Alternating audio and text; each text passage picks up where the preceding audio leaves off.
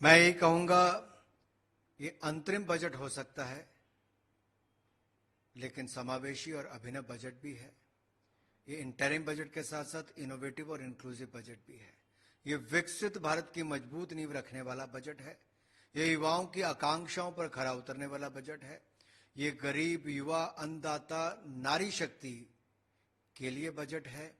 और मैं कहूंगा, इस बजट से विकसित भारत बनाने के हमारे संकल्प को हम पूरा कर पाएंगे, क्योंकि 11,11,111 करोड़ रुपए कैपिटल एक्सपेंडिचर के लिए रखा है। जैसे कि इससे नई सड़कें, नए रेल कॉरिडोर्स बनेंगे। और रेल कॉरिडोर्स की जब बात करते हैं, चाहे सीमेंट हो, एनर्जी हो, मिनरल्स हो, उनकी ढुलाई के लिए हो, एक्सपोर्ट करने के लिए, पोर्ट तक जाने के लिए, तब उसका कॉरिडोर बनेगा। फिर आरामदायक ट्रेनें बने, 40,000 बोगीज की रेनोवेशन होगी वंदे भारत की तर्ज पे। गरीब को, मध्यम वर्ग को एक आरामदायक ट्रेन की सुविधा भी मिलेगी। और 1 लाख करोड़ रुपया रिसर्च इनोवेशन फंड रखा है, जो युवाओं के लिए बहुत बड़ी ताकत बनेगा, शोध करने के लिए, व्यापार करने के लिए, एंटरप्रेन्योर बनने के लिए। इसी तरह से ही 3 करोड़ बहनों को लखपति दीदी बनने का इससे अवसर मिलेगा। 4 करोड़ पक्के मकान हमने अब तक बनाकर दिए, अब 2 करोड़ पक्के मकान और गरीबों को बनाकर देंगे। मध्यम वर्ग का अपना मकान हो, उसके लिए नई नीतियां हम लोग लाने वाले हैं, ताकि हर मध्यम वर्ग के व्यक्ति के पास अपना मकान हो, चाहे चाल में रहने वाला या किराए के पे रहने वाला। अब ऐसी अनेकों योजनाएं हैं जिसका लाभ, फॉर एग्जाम्पल, 1 करोड़ से ज्यादा लोग हैं जिनका इनकम टैक्स के मुकदमे चल रहे हैं, जिनका छोटी अमाउंट का 10,000, 5,000, 15, अब उनके मुकदमे खत्म हो जाएंगे, उनको बड़ी राहत मिलने वाली है। आपके ऊपर कोई नया टैक्स नहीं लगेगा। 7 लाख रुपए तक आपको कोई टैक्स नहीं देना पड़ेगा। और दूसरी ओर, भारत में और अवसर मिले तो मुद्रा योजना के माध्यम से अब तक लगभग 30 करोड़ ऐसे ऋण दिए जा चुके हैं, जहां पर 28 लाख करोड़ रुपए से ज्यादा पैसा मिला, लोगों को अपने पांव पर खड़े होने का अवसर मिला। 70% महिलाओं ने इसमें लाभ उठाया। तो मैं यही कहूंगा, इससे हर किसी का कल्याण होगा और भारत को आगे बढ़ाने का अवसर मिलेगा। सर, प्रधानमंत्री जी कहते हैं कि 2047 तक हमें विकसित भारत बनाना है। क्या हम माने कि एक रोड मैप दिया गया है इस बजट में? देखिए, इसको देश को प्राथमिकता देते हुए बजट बना है। भारत प्रथम। अगर कैपिटल एक्सपेंडिचर बढ़ाते हैं, इनोवेशन लाते हैं, महिलाओं का कल्याण करते हैं और सामाजिक कल्याण की नीतियों से, कार्यक्रमों से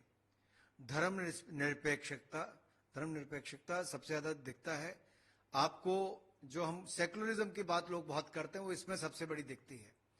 कैसे?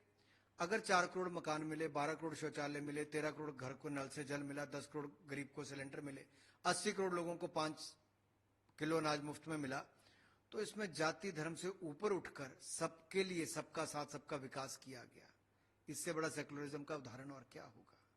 सर, जो ग्रोथ रेट की बात कही जाती है, बहुत सारे लोग सवाल उठाते रहते हैं कि हमारी ग्रोथ रेट जो है वो बहुत अच्छी नहीं है, लेकिन इसमें जो आंकड़े दिए गए हैं, क्या कहना है सर आपका? देखिए, जहां एक और हमने अपने फिजिकल डेफिसिट को कंट्रोल किया 5.1%, वहीं अपने खर्चा भी बढ़ाया है योजनाओं पर, डिफेंस के बजट से लेकर अन्य बजट को भी, कैपिटल एक्सपेंडिचर को बढ़ाया। ये अपने आप में दिखाता है कि बहुत मजबूत बजट आया है, एक मजबूत नींव रखी है विकसित भारत के लिए। जहां तक अर्थव्यवस्था की बात है, मैं कहूंगा, आज दुनिया की बड़ी अर्थव्यवस्थाओं में सबसे तेजी से बढ़ने वाली अर्थव्यवस्था भारत बना है, और अगले 2 साल तक भारत ही रहने वाला है।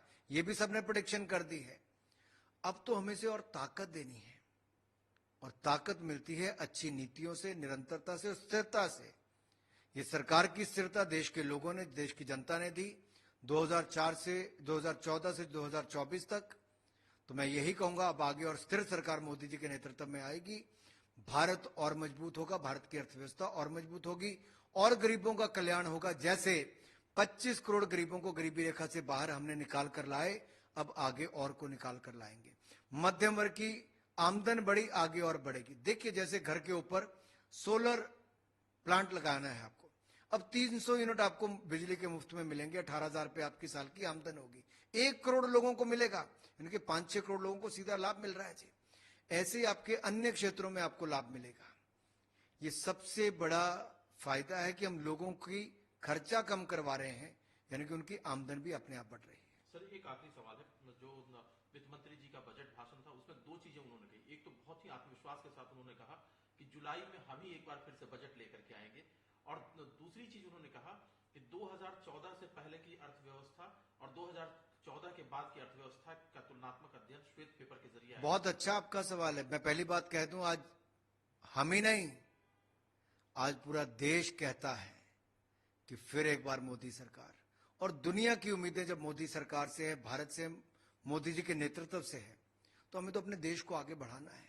ऐसा कुशल नेतृत्व और जिसने पल पल अपना जीवन का देश के लिए जिया हो, ऐसे प्रधानमंत्री मुश्किल से मिलते हैं। इन्होंने ट्रिपल तलाक से निजात दिलाई, 370-35 से निजात दिलाई, सीए का कानून बनाया और भव्य राम मंदिर भी बनवाया। भारत की अर्थव्यवस्था को भी आगे बढ़ाया, गरीबों को गरीबी रेखा से बाहर निकालने का कार्य किया, गरीब के कल्याण की योजनाएं लाए, युवाओं को और सशक्त किया, 1 लाख करोड़ से ज्यादा स्टार्टअप्स बनाई, तो भारत के उद्योग भी बढ़े, रोजगार भी बढ़ा। अब आगे भारत को और मजबूती देने का काम कर रहे हैं, आत्मनिर्भरता को और बल मिला है। तो फिर एक बार मोदी सरकार तो आएगी ही।